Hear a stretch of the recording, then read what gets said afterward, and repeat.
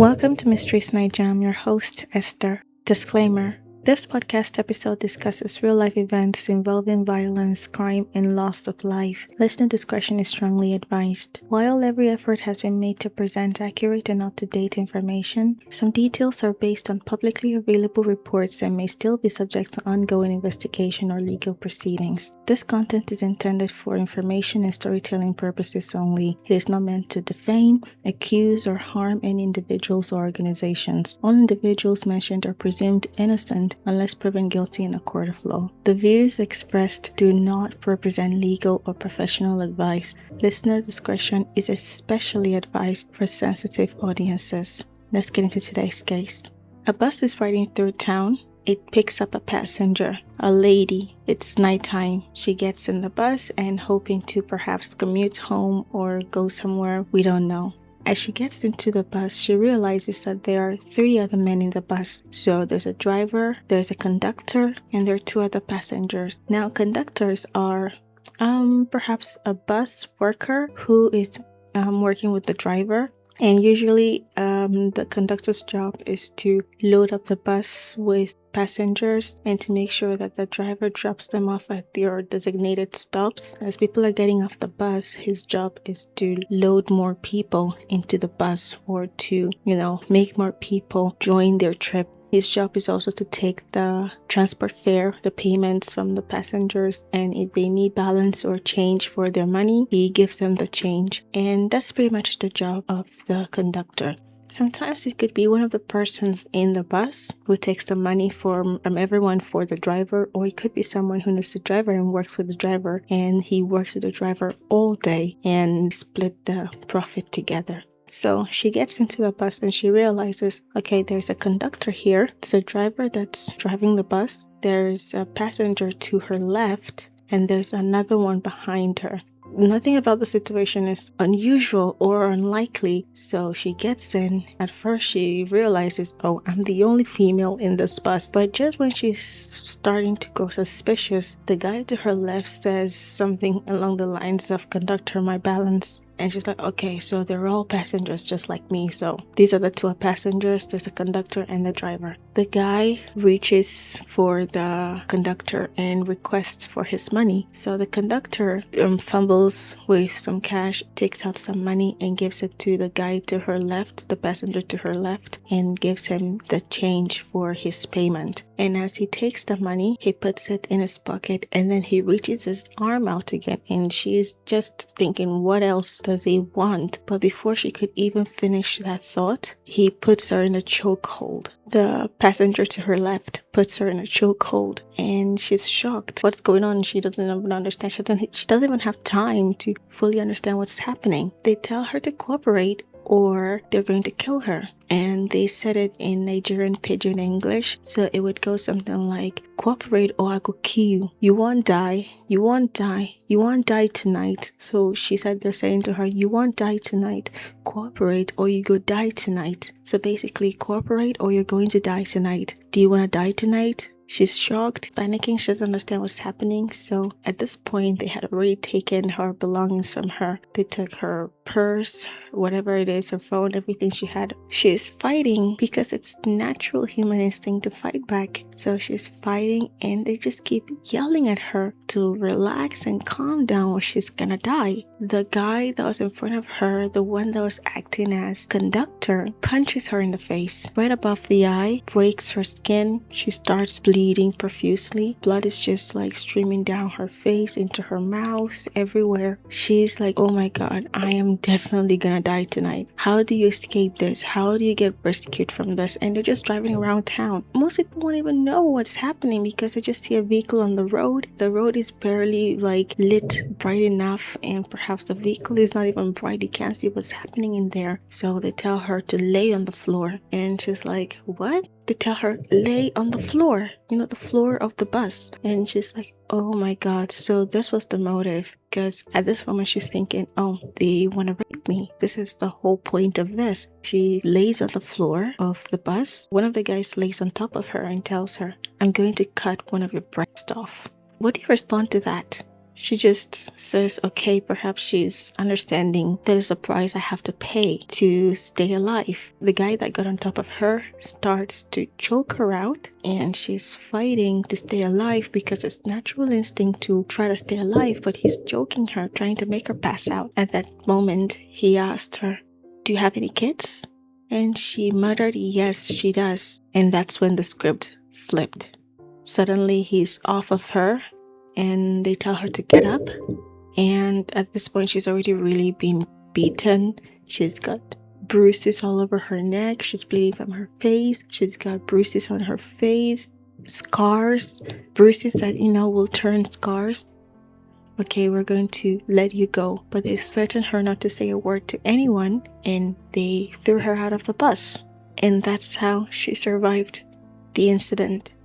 And this woman was a random woman on the streets of Abuja, the Federal Capital Territory of Nigeria, who was interviewed about her case with scammers of the one chance scam.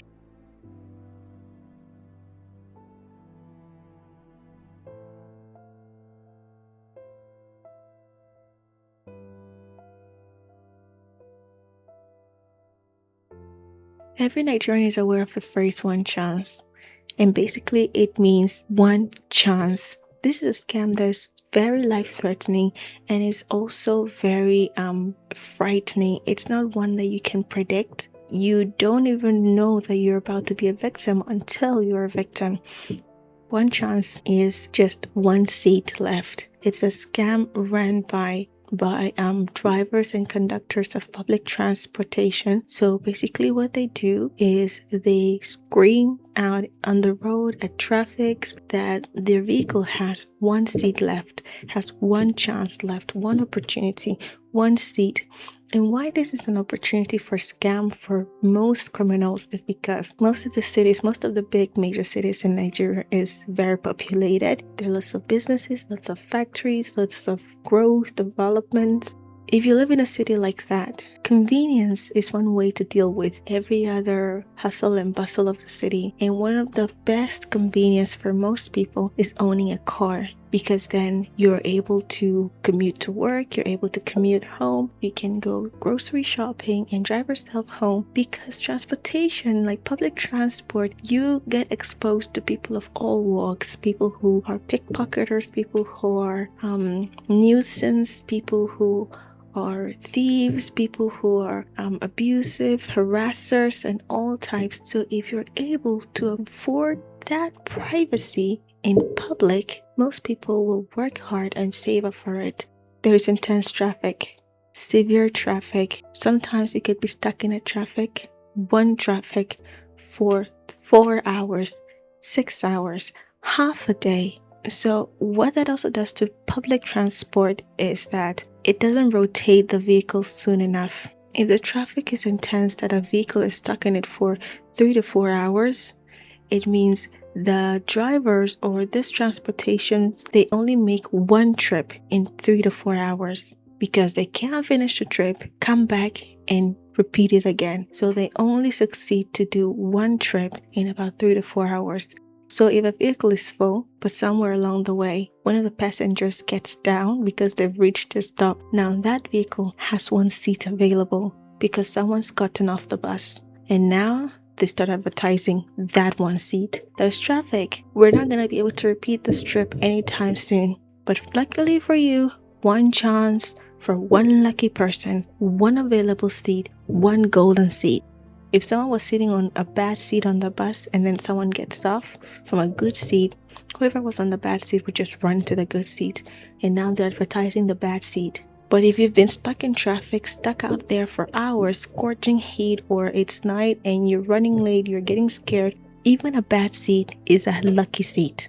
And sometimes the scammers, they don't really need passengers. They just need one victim. So what they do is, if they're a gang and there's no light inside, you can't really see that there are no people in the bus, and the gang members sit around the entrance, and whoever's acting like the conductor would scream, "One chance," and you can see people around the entrance, so you assume there are people all over the bus, there are people inside the bus. It's full, hence why anyone would sit by the entrance. So they will not even slow down for you.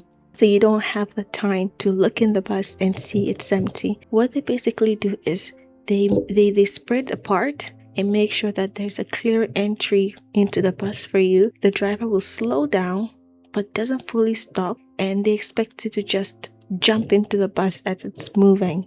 And they make sure you don't get out and you're trapped in it. Other times, they will pretend to be passengers. They'll just spread around the bus, and you would get in, and they would act like they're all passengers, pretend everything is okay. And once they feel like they're in an area that's secluded enough, or once they're ready, they just get up, lock the door, corner you, and they rob you. They could rape you, they could do whatever they want. Sometimes, if you're lucky, they let you go. Other times, some people are not so lucky. Today's case is about Greatness Olorunfemi. She was great. She was a Wonder Woman. She was a blessing to so many people in Nigeria, and unfortunately, she fell a victim to the one chance scam. Her name was Greatness Olorunfemi. She was an HR and consulting manager. She was a coach and mentor, a certified master marriage and relationship coach, a life coach, and a UN-trained expert in gender tools, gender concept, and women's economic principles. She was an advocate for people living with special disabilities, and she was also the founder and president of the Greatness Unleashed by Love Foundation, an NGO established in 2015 with focus on supporting the abused, prisoners, orphans, and the less privileged. And she was also a member of the Young African Leaders Initiative. And she was ambassador. She was also an author known for her 2 books, one published in 2015 titled From Lemons to Lemonade, How to Use Your Pain to Unleash Your Greatness, and also her second book titled Rescued by Love, Why I Cancelled My Marriage, which focused on her personal experience and resilience.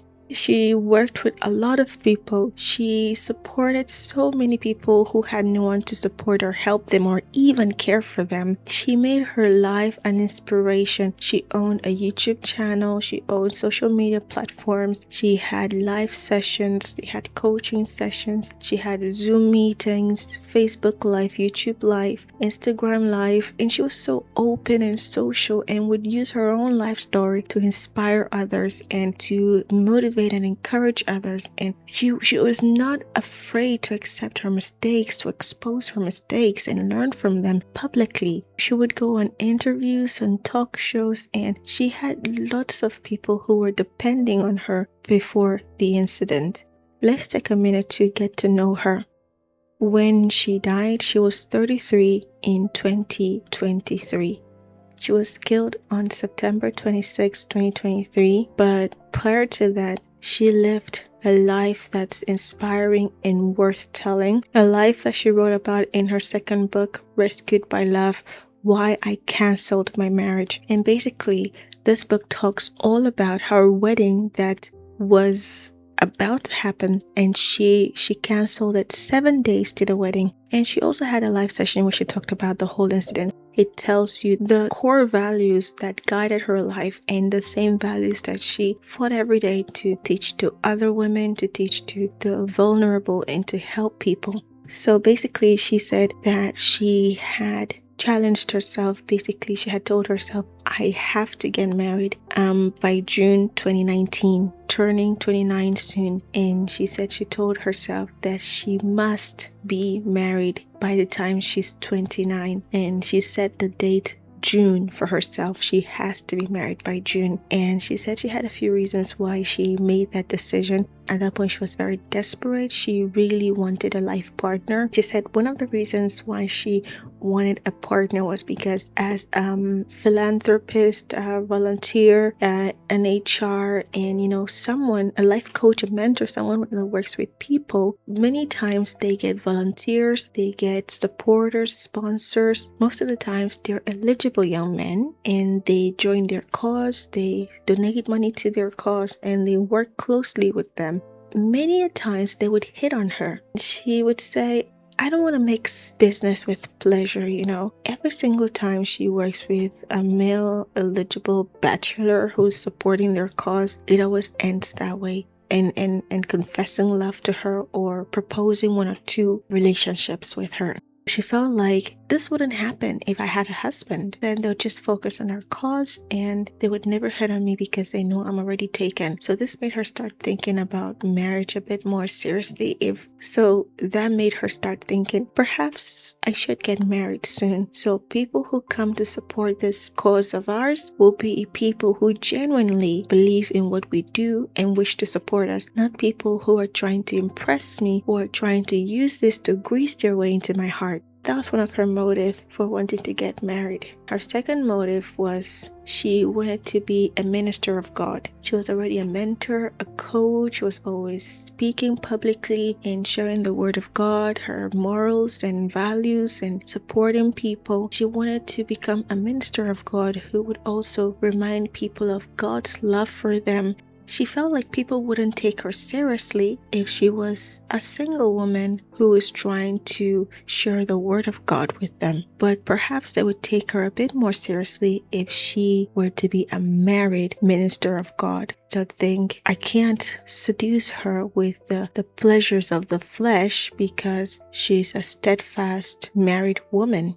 I don't really have a say in that, but yeah, perhaps humans are more susceptible to ministers of God who have partners and are more spiritual looking, or they seem more spiritual than single people who can be seduced by the pleasures of life. So she said that was her second main reason for wanting to be married. So she told herself by June of 2019, she has to be married. And she started to proclaim to herself, it has to come to pass. I want to be married by 2019. I want to be married by 2019. I want to be married by June. She literally self-manifested everything she said to herself. She would say, I don't want an abusive husband. I don't want a man with a huge temper. I don't want this. I don't want that. I don't want this trait in my husband. But because in her heart, that was what she knew.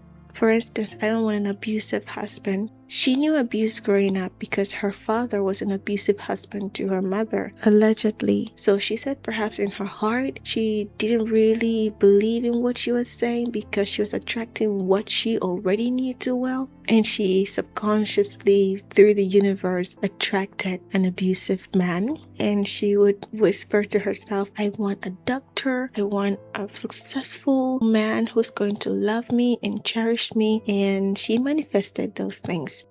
It was on February 19th of 2019 and she just finished the school final exam and she's feeling good. So she thought, I think I should take myself out. So she had just made herself a short. We have different types of fabrics, and one of the fabrics we have in Africa, especially in Nigeria, is called Ankara, and it's a native cultural print. So she had one of those and she had made herself a short. She said it was really nice. So she decided to take herself out and put on the short and just treat herself. You're done with the exam. Life is about to get uppity up even more. You've put in the work. You've been working endlessly and diligently. Go treat yourself. You deserve it. So she dressed up nicely. She planned to go to a restaurant, treat herself to a nice meal, and then go to the cinema and treat herself to a nice movie. And that's what she did. She went to the restaurant, she had some meal, then she went to the cinema and bought tickets for a movie.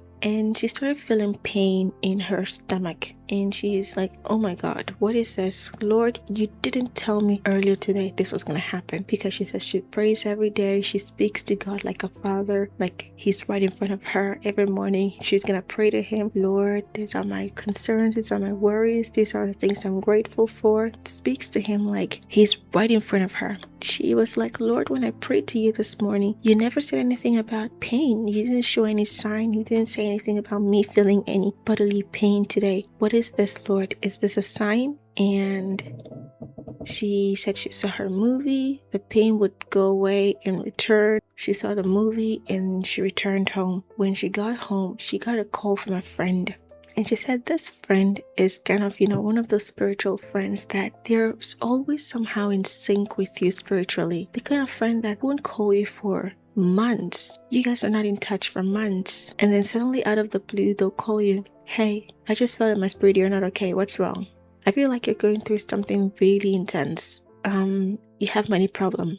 I feel like you have money problem for this exact amount. So I sent to use the exact amount. I hope you're okay. He's gonna call her at the moment that she needs help the most, and whatever he senses is her problem is the exact problem she has in that moment. Sometimes he would call her and be like, I feel like you're sad. What's wrong? And she'd tell him, oh yeah, this and this and this has been happening and it's made me really sad, really depressed. At the time, he called her after not speaking for months. Hey, I don't know how you're doing, but in my spirit that you need money, you have issues with money, so I sent you 40,000 naira. In that very moment that he called, her rent was due and her rent was 40,000 naira. And out of the blue, he calls her and like, I feel like you're having money problem, so I sent you 40,000 naira. I hope it helps. And it was the exact amount she needed for her rent. And she paid the rent with the money. So on this day, she comes home from the movies, she's at home, and he calls her and he goes, how are you feeling? I feel in my spirit that you're not feeling okay. You're sick. Are you alright? And she's like, yeah, I'm feeling pain in my stomach. And he was like, yeah, you should check it out. I feel in my spirit that it's something serious. You should go to the hospital. So she was like, okay. Before she got home that day, she went to visit one of her friends. So after the movies, she went to visit a friend before coming home. And as she went to visit the friend that has been married, had 2 or 3 kids, and her kids were so beautiful, and they were like privileged kids that the parents are doing well for themselves.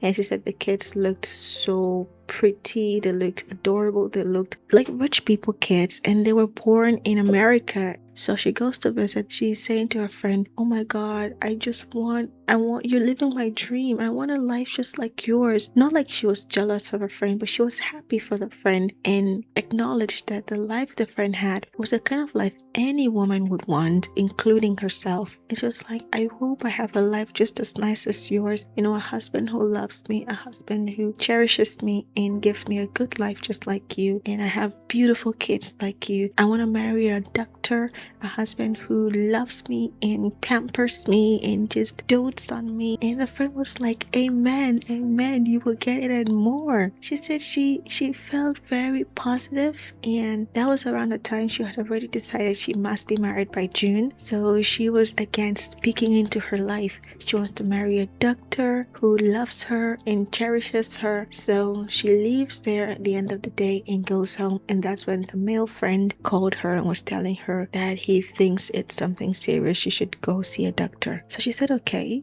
and the next day she booked an appointment and went to the hospital with her father to see the doctor. So she said she got there. When she was at the hospital, they prepped her. She got the ultrasound, examined it, told her, oh, you've got appendicitis. And she was like, what? How can this happen? God, you didn't tell me that I was going to get sick like this. And they told her, well, you need surgery soon. The sooner we get this treated, the better. So she said to them, okay, fine. If you think it's what's best, do it. So she was to go in for surgery in a few minutes, and she got prepped, and the doctor came, and they're taking her to the OR. But on their way to the OR, the doctor looks at her and goes, I think you should get another ultrasound. I'm feeling in my spirit that you don't need this surgery. You don't need it. I've never felt this way before. Every single time I look at a patient's chart, I look at their results, I'm confident with their treatment. But with yours, I feel in my spirit that there's something wrong somewhere. You don't need this. Go get another ultrasound. And she's like telling the doctor, no, just cut me open, cut me, however you want to cut me, just cut me and get it treated. The doctor said, no, you're still a young woman.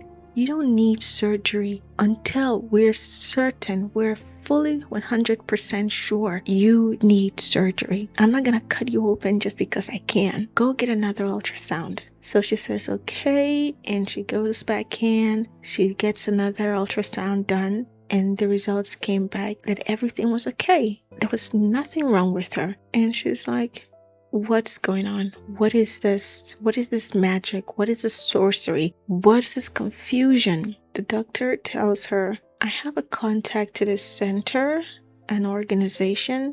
They provide health care.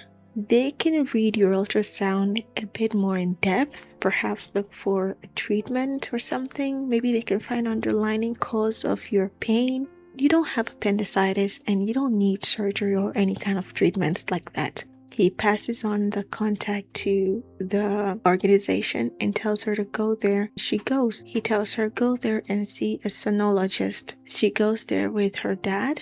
She says she waits at reception for about 20 minutes and nobody spoke to her. Nobody asked her anything. She didn't fill in the form, nothing for a whole 20 minutes. And she was like, what if I had life-threatening situation? What is this? She's starting to be upset over the bad service, the bad customer service. Right on the wall beside her was a notice or a note that said, kind of a sign, that said, if you're unhappy with our service, please call this number. And there's a number there. So she types in the number and she calls it. And one of the workers responds to the call. And she tells the person, I've been here for over 20 minutes. No one's even acknowledged my presence, let alone asked me a single question. What is this treatment? So the person apologizes and says, I'm going to come right now and attend to you. So she comes out and asks her questions and she tells her, I've been referred by this doctor to come here and I'm supposed to meet with so-and-so. The girl was like, oh yeah, come with me. Takes her. They go towards an office and she tells her, yeah, this is the doctor's office. So you can go in and meet him. So she steps into the office and the minute she walks in, there's this male doctor that's in the office and the minute he sees her, he starts smiling. That schoolboy infatuated smile, like you just saw the love of your life, an angel dropped from heaven, sent from above kind of smile. And she was like, what is this? She said she looked behind her if there was someone else and she was disgusted. Why is this man grinning at me like that? This is creepy. She walks, she steps further in. She explains to him, I've been referred here by this doctor. This is my ultrasound result. This is what's happening in the past few hours. Can you tell me what's happening? Because I have no idea what's happening. He doesn't do his job. Instead, he's still grinning at her sheepishly. So she goes, let me address this. What's your problem? Why are you grinning at me like that? And he goes, well, before coming to work today, I prayed to the Lord. I prayed to him and I told him, Lord, send me the woman that will become my wife. Let me meet the love of my life today. And I prayed to him, send me the woman. The minute she steps into my life, give me the premonition to know she's the one. And the minute you walked into my office, I knew you were the one. That's why I'm smiling at you. You're going to be my wife. You're the one. She was again disgusted. She got upset and she stormed out of the office. She walked straight to her dad and was like, what on earth is this facility? What are they doing here? Dad was like trying to calm her down. What's wrong? And she said, the level of unprofessionalism in this place. First at the reception, they barely even addressed us. And then I go to see the doctor and he's telling me that the minute I walked in, I'm supposed to be his wife. That the minute he set his eyes on me, he knew I'm going to be his wife. What sort of unprofessionalism is this? And she was so upset. She was like, I'm leaving. Dad was like, what? He said you will be his wife? You have found your husband. get back into that office. And she's like, no, I'm not going in there. This is beyond unprofessional. What on earth is happening in this place? No, I'm not going back in that office. If I'm gonna die from the sickness, so be it. But I'm not going in there. I'm gonna find some other doctor. Father was like, you're 29. Get married. We've been asking you for grandchildren. Where are the grandbabies? Go back in there and meet your husband. Well, she was raised to respect her parents, and this was her dad telling her to get back in there and embrace her husband. So she went back in there and suffered through the whole thing of him telling her how he prayed to the Lord to send him his wife. They exchanged their contact and she left. He did his job eventually and she left. Eventually, she didn't get the surgery because it turned out she didn't need a surgery done. So that first doctor, got sent perhaps. So she never mentioned about needing the surgery or going through with the surgery afterwards. But she leaves, and the doctor, the sonologist that she met at this other facility she was referred to, started love bombing her, message her, call her, send her sweet text messages and all that. And she was feeling like, oh my God, this is what it feels like to be loved. He was really considerate of her, would put her forefront of his mind and all that, and just love bomb her. She admitted it felt good to be wanted by someone, to be on someone's mind. 3 weeks after they've been together, or 3 weeks of getting to know each other, her dad requests for her to visit him with the guy. So she visits her dad with the guy, and when they arrived, her dad was like, this is the bride price, this is the dowry, and this is everything you're supposed to pay to get married to my daughter. And she's like, what? Marriage? After 3 weeks of getting to know each other, I met this man 3 weeks ago. It takes me even longer to get rid of a mole. Pimple on my face lasts longer on my face than 3 weeks. That's me personally. I have pimples on my face. I have acne on my face that's lasted more than 3 weeks. And here she was being asked to be married to this guy after 3 weeks of getting to know him. Barely knows the guy. Barely. This whole time, he's been love bombing her. It feels amazing, but you really don't know him. And she tells her that, isn't it too soon? The dad's like, no, you're not a child. He's not a child. What do you need the time for? What do you need? You will get to know each other in the marriage. You will know each other better in the marriage. Dad tells the guy, this is the dowry you're going to pay, but bride price, personally, you're going to pay 2 million naira. Now, in some culture, bride prices are being paid to the bride. Say the Middle Eastern, you buy gold, you buy gifts, and you pay cash price, you buy a house, and these are all dowry and bride price that you pay. But at the end of the day, everything is being given to the bride herself. She moves in with her husband, but she still has the house, the gold jewelry, the money that the groom and his family paid as bride price or dowry. But it's kind of an insurance, a rainy day savings in case the marriage fails and they separate. The bride can leave the husband's home and move to the home he bought her as her dowry. And the money he gave and the gold he bought, she could use those as money to sustain her until she gets her life back on track. So basically, these things are paid to the bride. And then there's some Asian culture where the groom's family pays the bride's family a certain amount of money that they both agree. The bride's family, in turn,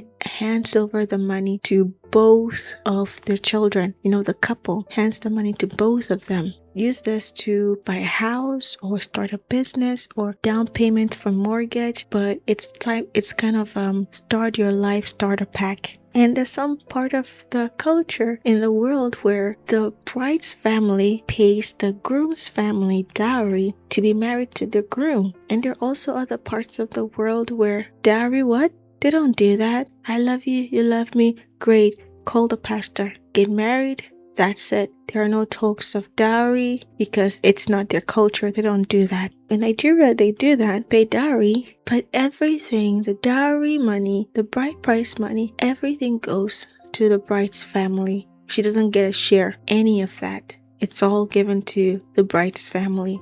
dad requests for 2 million naira as bride price. There's a list of other things, other requirements for the dowry. The bride was shocked, so she took her dad aside and was like, "Dad, isn't this too much? 2 million naira for bride price? You might scare him away." And the dad was like, "No, that's the price. Anyone who wants to marry you, that's the price they gotta pay." Doctor agreed to it. "Yeah, I'll pay it, no problem." She was shocked. She was like, "Oh my God, I'm really expensive.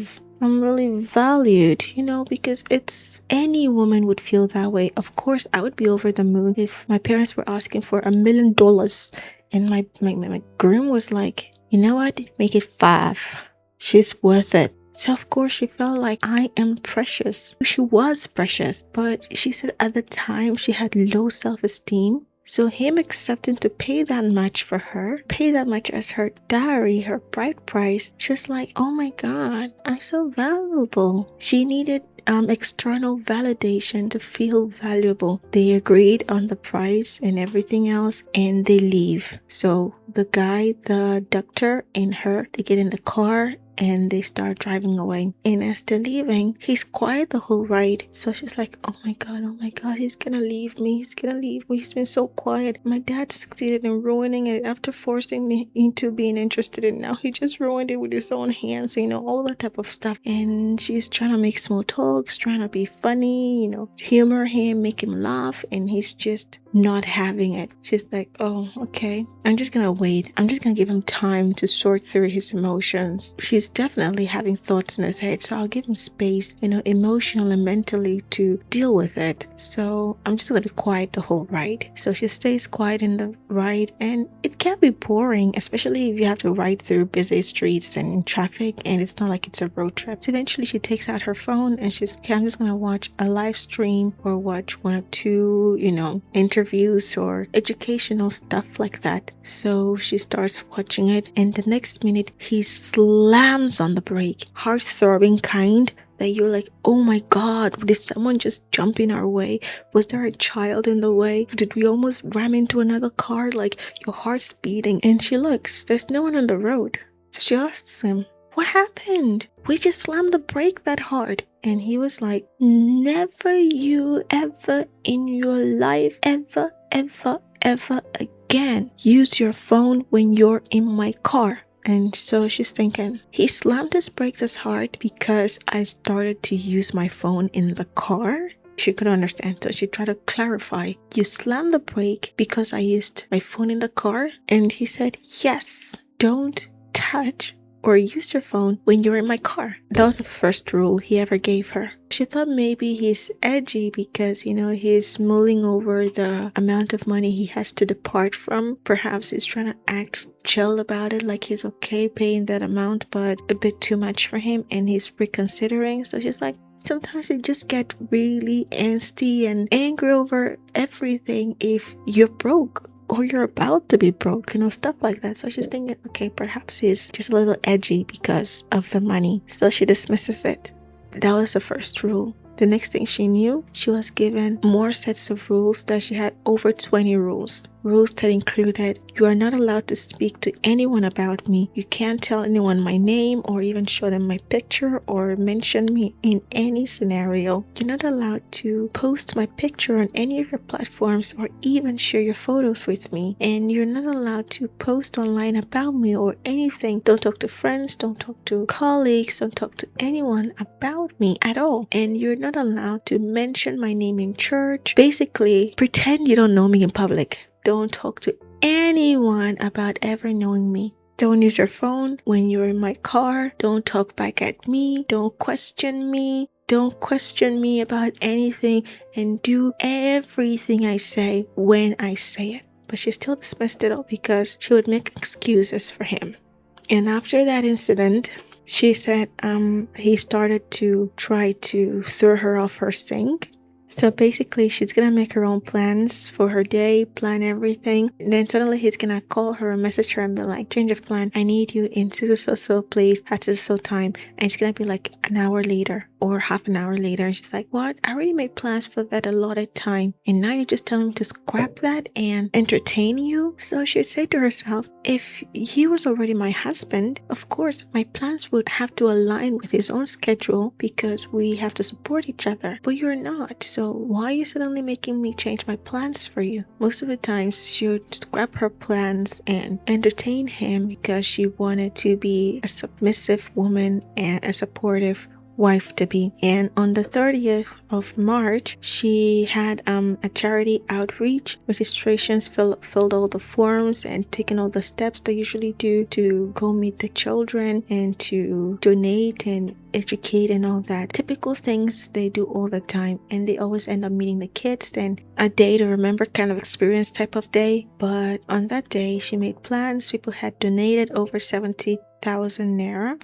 and they had prepared all the donations and education and everything to go. Just before she went, he messaged her, I need you in a few minutes, so cancel it. You're not going. And she was like, what? No, you can't do that. I have worked hard for over 5 years to build this organization and to build the work I do. I've traveled to over 30 states out of 36. I have worked really hard to build what I have now. And this is what we do. These people need me. They're relying on me. They're hoping we come. People have donated and supported this cause for today. And now you're telling me right before I go for the outreach that I should cancel it? No, I'm not doing that. I'm your husband. Don't you dare talk to me like that. I said cancel it, so cancel it. Just like, no, you're not my husband yet. You're the guy I'm about to get married to. You're not my husband. So she went anyway. And for the first time in years, over so many times of them doing outreach, for the first time, they got there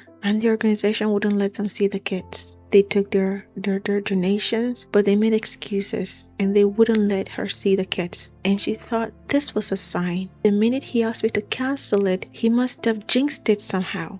She still dismissed it because at that moment she couldn't see clearly. She said that he would do things like that all the time, where he would just call her and change her whole plans. And one of the times that actually made her start to see clearly was one day when it was on a Sunday. She had plans to do her own other things for that day, and 6:30 in the morning he calls her. He was a minister, one of the ministers, not like the main minister, but one of the ministers at a church, and he called her. So he contacted her and was like, I want you to go to church with me today. I will be ministering today and I want you there with me as my fiance, just for more to boost his standing as a man of God.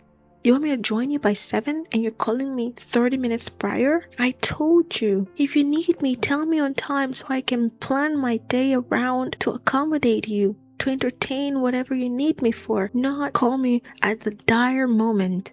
And he was like, why do you always have to argue with me? Why do you always have to challenge me? I said, get yourself ready. I'll be there in 30 minutes. Okay, I'll do it. So she got ready. She had one of her friends / colleague that they worked together. The girl was at her place at the time and she needed to commute somewhere as well. So the girl was like, since your man is coming to get you, can he give me a ride?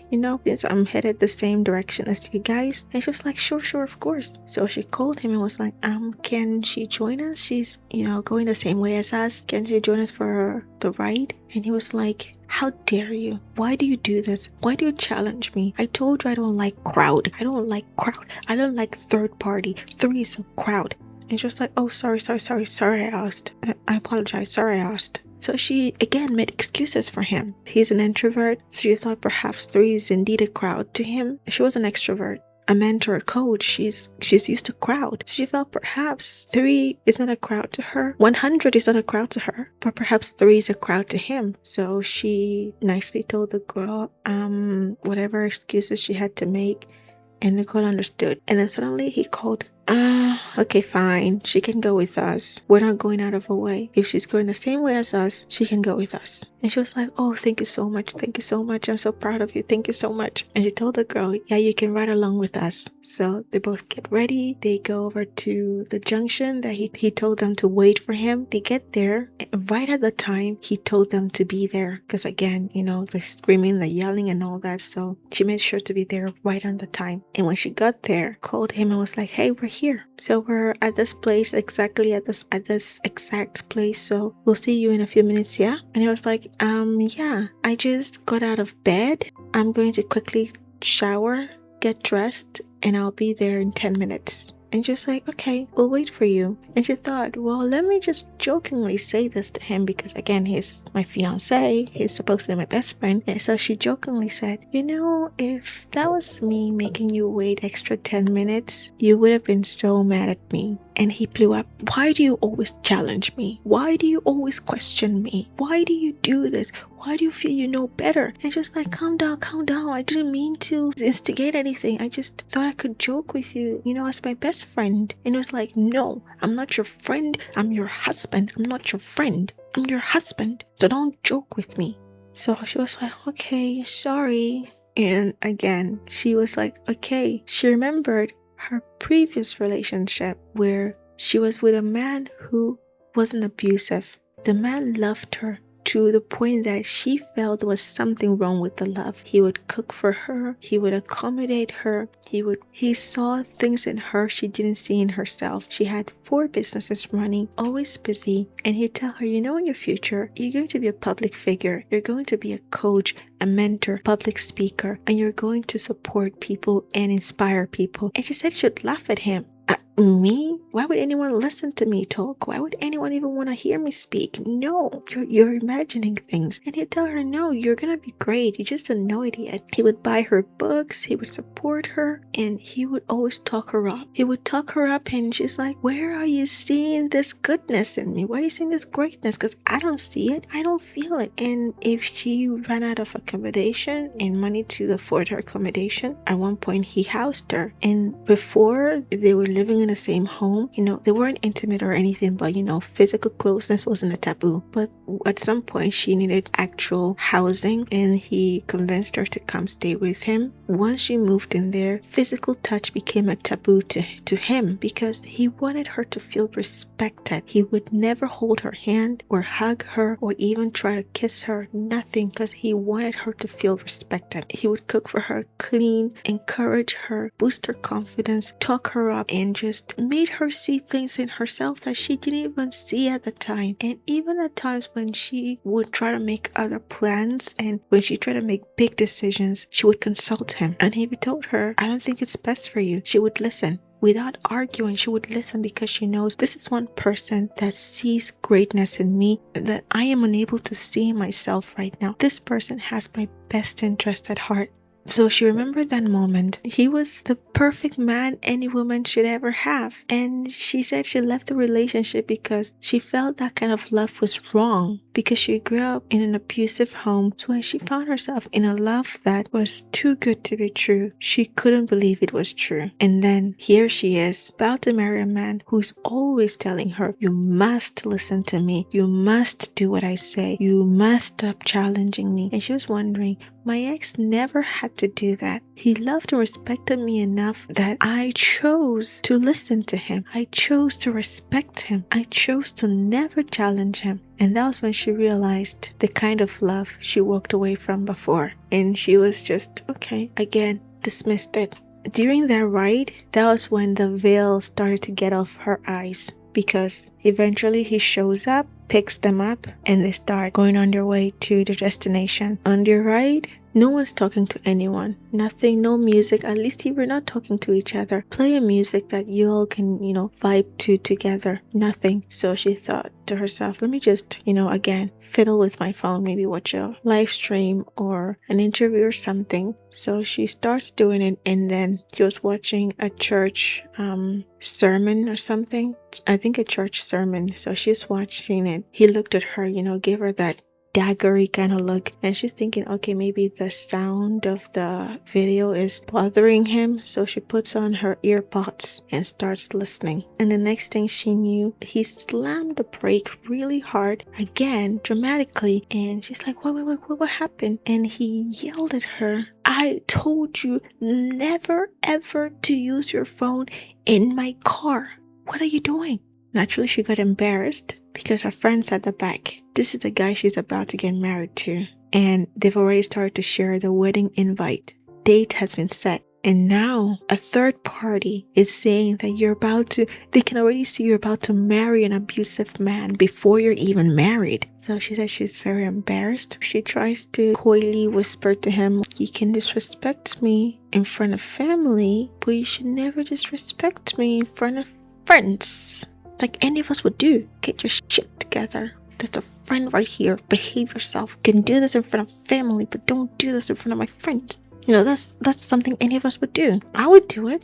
If you're not embarrassed, I'm embarrassed for you. Behave yourself.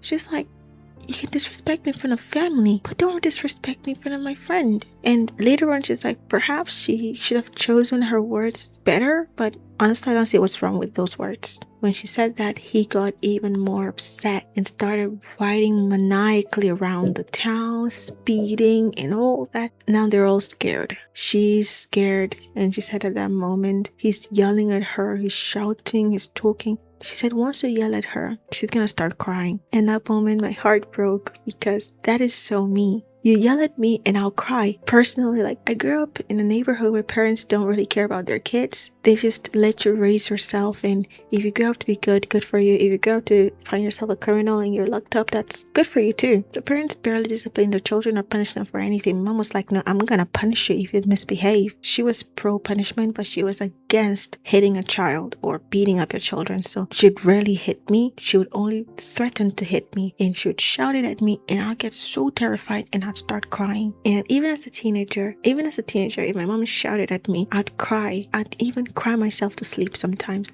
As a full-blown teenager, she would never yell at me, because there's a difference between yelling at someone and shouting at someone. According to definition, yelling is the act of shouting, often expressing intense emotions like anger, fear, pain, or excitement. Meanwhile, shouting is the act of speaking or calling out with a very loud voice, often to express strong emotions like anger, excitement, or to grab attention over a distance. So my mom used to shout at me a lot, barely yelled. She didn't even have the voice to yell, so she barely yelled, which is why even till today, as an adult, if someone yells at me, whether it's a stranger or a friend, you yell at me anytime, any day, anywhere, there's a high chance I'm gonna cry. And if family should yell at me or shout at me, I will definitely cry. So she said, as he's yelling at her in the vehicle in front of her friend, the embarrassment, the fear, the whole emotions, she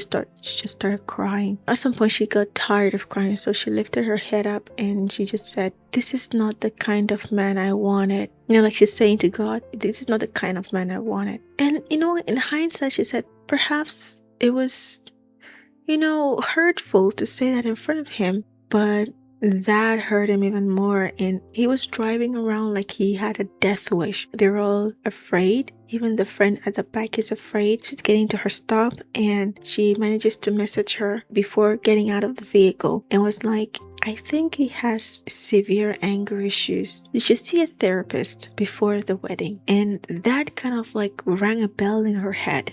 What are you doing? This is not ideal for you. So as the girl got out, they continued with their trip. She's angry and he's trying to contain her and all that. She manages to speed dial her therapist. He's trying to contain her and they're kind of struggling in the car. I'm quite unsure if they were still actively driving at the time, but yes, there was an altercation where he's struggling with her, I believe. I'm not so sure. She manages to speed dial her therapist and she's telling the therapist, I'm tired of this. I can't do this anymore. I'm gonna die. I can't do this anymore. And he notices that she's actually speaking into the phone to someone, and he grabs the phone from her and tells the therapist, no, everything is okay. Don't worry. It's just a slight altercation. It's a slight misunderstanding. Everything's fine. She's all right. And hangs up.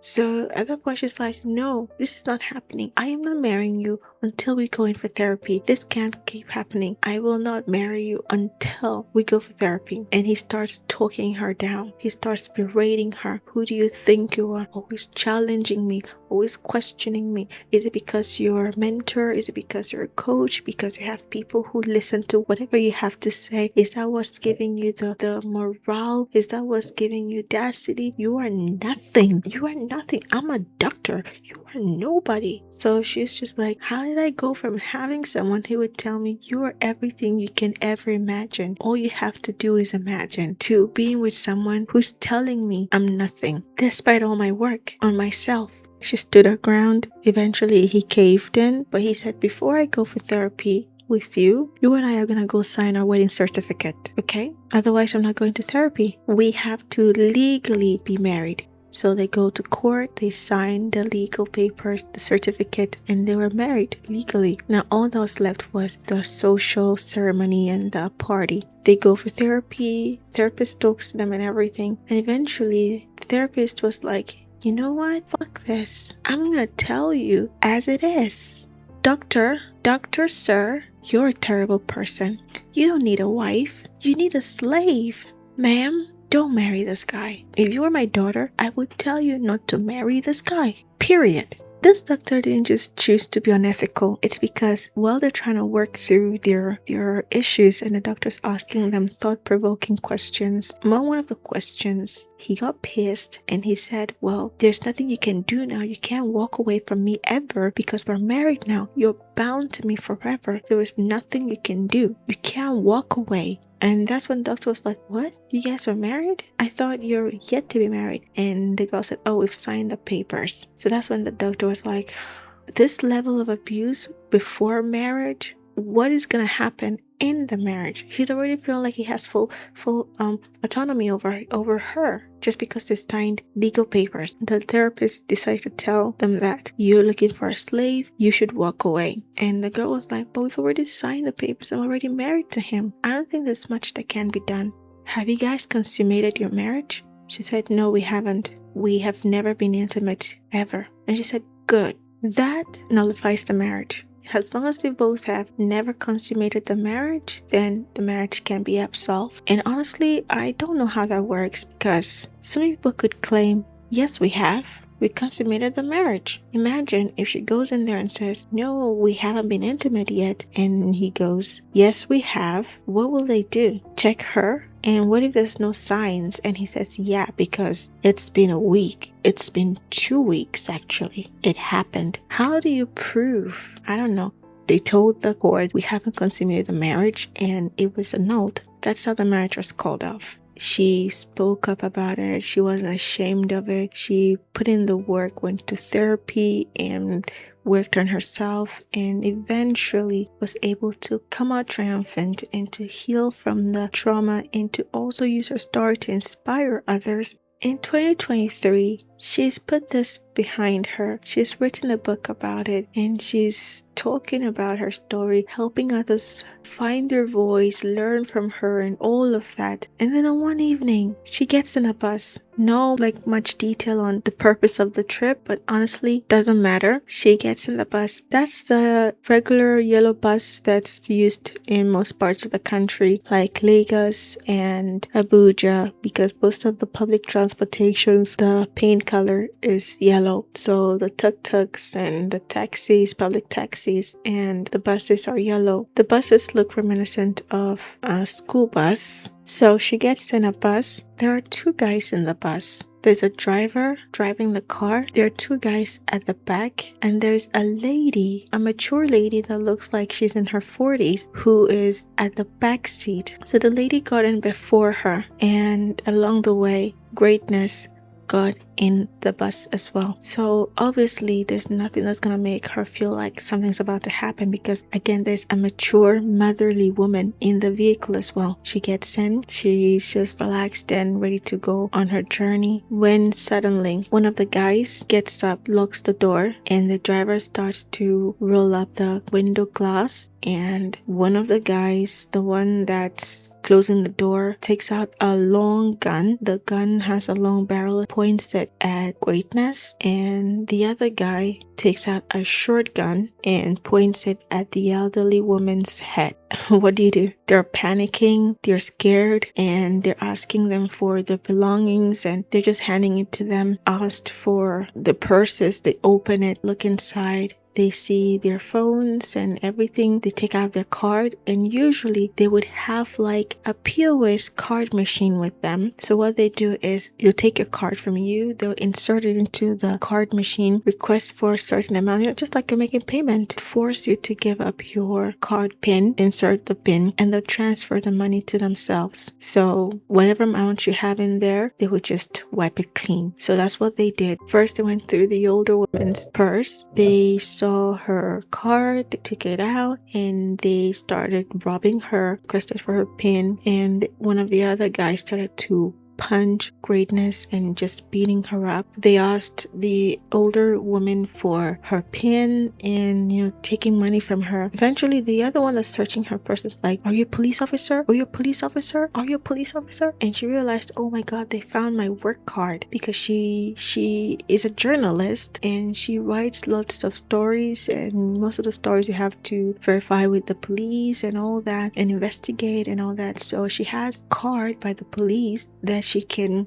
punch in, tap to get access into the building and certain parts of the building to do her investigative research. So it's a police card, entry card, work card, whatever you want to call it. They saw them, they're like, "Oh, you're a police officer." They thought she works for the police. They decided they're just gonna rob her and not kill her, because that would make their crime even worse if they killed a police officer to robbing her. They took her money and then they head over to Greatness and they started requesting her card pin. We're not sure what really happened, but eventually one of the guys came and sat in between Greatness and the other woman, and the other woman thought maybe she's sitting there so he can, hit and abuse both of them at the same time. She had no idea he was there so he could shove her out of the car. Greatness is wearing a blouse and a skirt. The skirt is above knee. It's decent dress, but it's a skirt. Now, if someone should shove you out of a moving vehicle and your skirt is not a flowy skirt, it's the fitted skirt, it could mess with your balance compared to if you're wearing a short or a pant with free, leg movement. So the guy starts shoving her out of the car and she's trying to at least gain her footing. So at least when she falls out of the car, she doesn't hurt herself too much. So she's holding onto the door and trying to balance herself. At this point, they've beaten her up so much and she's just trying to balance herself first before she's shoved out of the car. Guy got upset and was like, get out of here, get out of here, get out of here, and just started to hit her with the door of the car, kept hitting and hitting and hitting until he shoved her out of the car. She falls, wrong footing. She's battered up again with the door of the bus, previously already beaten up, wrong footing. She falls on the floor, doesn't move, unable to move, but she's still alive. They yell at her, "Get up," but she couldn't get up because, so much damage been done to her at this point,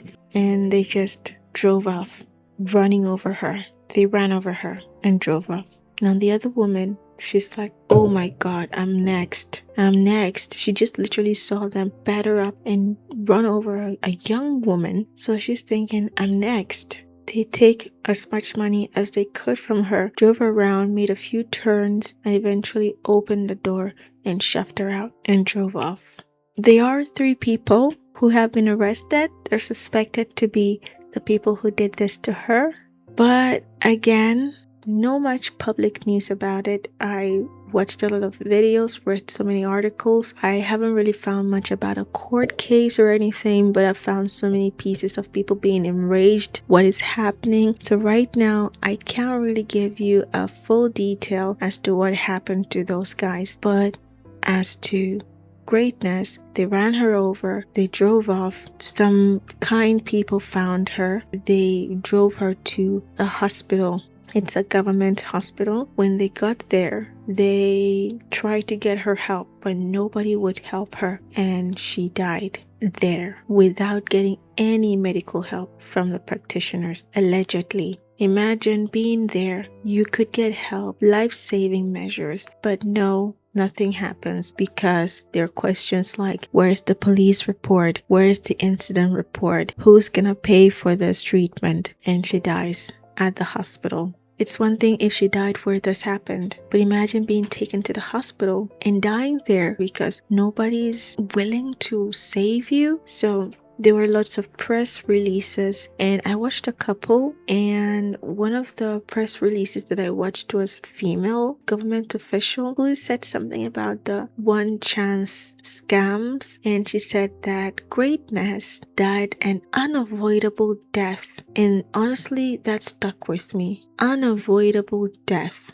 Unavoidable death. Unavoidable death is driving on the highway and your tire bursts by accident and you fall off the bridge into the third mainland water and drown. Okay, that's dark. That's really dark. Unavoidable death is perhaps earthquake. That's unavoidable death. Earthquake. The whole building crumbles. Unavoidable death is perhaps you had surgery and there were complications and the doctors couldn't save you, but they did their best. That is unavoidable death. What is not unavoidable death is taking a public transport like everyone else and some fuckwits decide to attack you, beat you up, run you over, but you still make it to the hospital alive. And yet, no help measures, no life-saving measures. Allegedly, that is not unavoidable death. That is a death that could have been avoided. That is a life that could have been saved. And once I watched to the part of the unavoidable death, I was like, no, I can't do this. I just clicked away, clicked out. I cannot. You can't tell me that was an unavoidable death. And then I went back to the video, research purposes. Another person, another perhaps government worker spoke after her and gave accounts of the incidents that happened when she arrived at the hospital, saying that the minute she arrived at the hospital, within the first 5, a casualty nurse came to her and was assessing her to help her and started administering help to her. Within the first 3 minutes, a casualty doctor came to her and started to help her.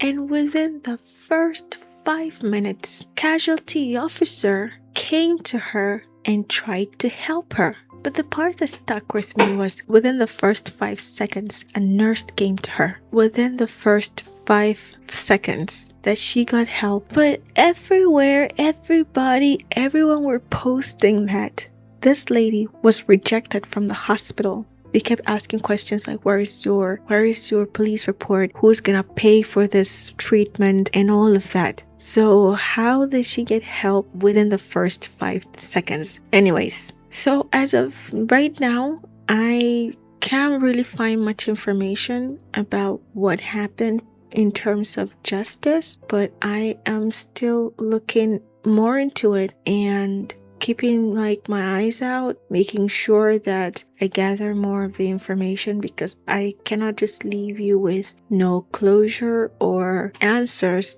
as to what happened to these people. So this will be the part 1 of this video, and part 2 might not come right after, but I will take my time. No matter how long it takes, I will make sure to get all the information and all the answers as to what happened to the people who did this to her. So this is where I will leave you here. Let's not forget Greatness, because just like her name, she was indeed great, and she's a loss that the world will miss. She mentored people in South Africa, in Ghana, in Nigeria, so she wasn't just mentoring Nigerians, and this is a great loss that so many people will miss and feel. And she even worked with so many international organizations, and these are the vulnerables who really needed her, and now those terrible people took her away from them. She is a gem that the world will really, really miss. And let's not forget her. Let's look into what happened to the people who did this to her. I would like to hear your thoughts and comments in the comment below. And if you have any information as to who the people who did this were, or where I can find further information as to what happened to them, you can leave in the comment below. You can share it to me on our platforms at Mysteries Niger. So thank you so much for listening to today's episode, and I really wish I could could provide you with all the answers that this episode raises. I really wish I could provide you with all the answers to the questions that this episode brings, but right now I would rather leave it at this than speculate or make up things myself. So once again, thank you so much for joining me on this one. It's been a really long one, and I really had to talk about her life, and these are all information that she live streamed about, posted about, because she wanted her life story to be an example and also an inspiration to others to walk away. It's never too late to walk away. It's never too late to find your value and to know your worth. So I did not share those stories to defame her or anything, but to let you know that even someone who was so great and put her life out there to helping and serving others could sometimes fall victims, but it's never too late to reclaim your voice, and she proved it. And it's so bad that I cannot tell you about the people who took her away from us. I'm getting riled up. I'd like to know what you think about the case, your opinions, your comments, your thoughts, and I will see you in the next one. But until then, please stay safe, be careful, be your brother's keeper, and please live and let live. I repeat, live and let live, please. How hard is that? Just live your life and let others live their life. I love you for being good, or at least for trying. See you in the next one. Bye.